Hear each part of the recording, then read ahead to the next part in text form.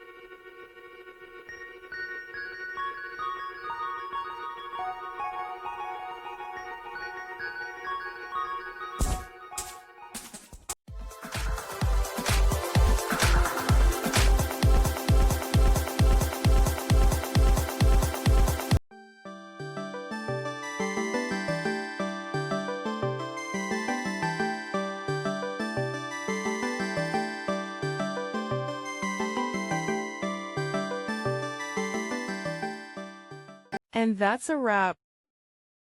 I hope you found the answer you were looking for.